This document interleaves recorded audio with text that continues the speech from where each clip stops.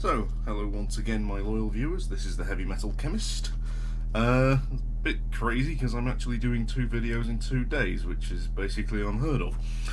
But going from my video that I uploaded last night, I'm just going to do a quick lecture-y type thing this morning on an organic reaction mechanism, which boring, organic chemistry. This one's actually it's a bit more interesting than some of the other ones. I'm making use of my fancy new phone holder. A bit wobbly, but yeah. Anyway, so I have before in one of my lectures had a look at carbonyl compounds. Now these contain a carbon-oxygen double bond, and if you've got just one carbon connected to that, you've got an aldehyde. If you've got 2, you've got a ketone.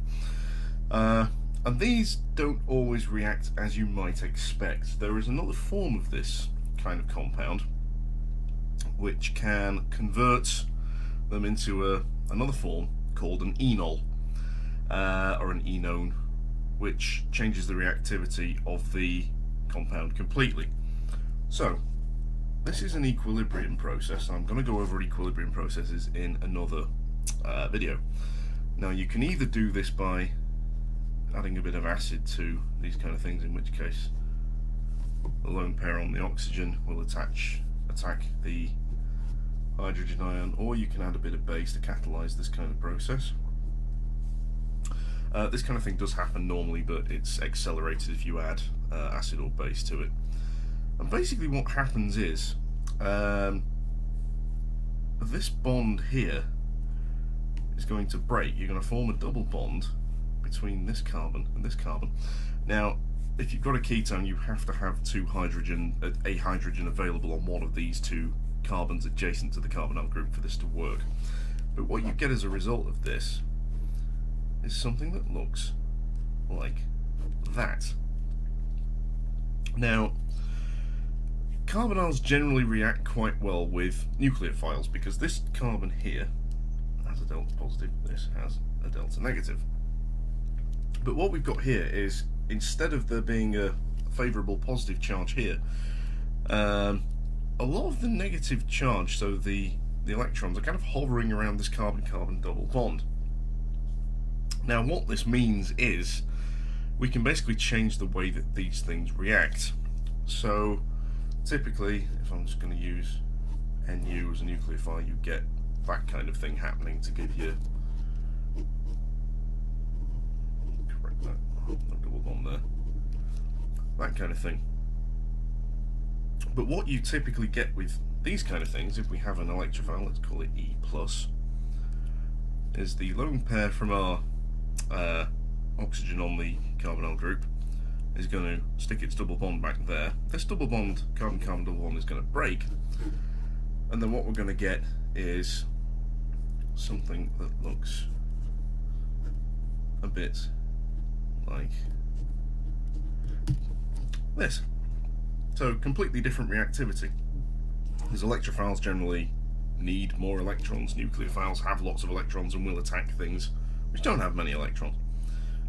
That's fairly simple reaction, but what this also means is that some carbonyl compounds can basically react with themselves. Now I'm going to illustrate this on a fresh piece of paper. What I'm going to do is take the simplest compound that can do this, which is called acetaldehyde. Because if you take the simplest carbonyl compound as formaldehyde, which looks like that, this can't do it because it hasn't got the carbons form, the second carbons form the double bond. So what we're going to do is we're going to start with acetaldehyde, also known as ethanol, which looks like that. So we've got 2 carbons, oxygen. Now a small portion of this is going to be able to convert to the enol form. And basically what can happen as a result of this is the lone pair over here is going to reform the double bond. This double bond can attack another molecule of acetaldehyde, and then we end up with this kind of thing happening, which gives us, if I can draw this correctly, like so, we formed a new bond There's an OH, and so this is the new bond we formed here, and we've basically just created a new alcohol group.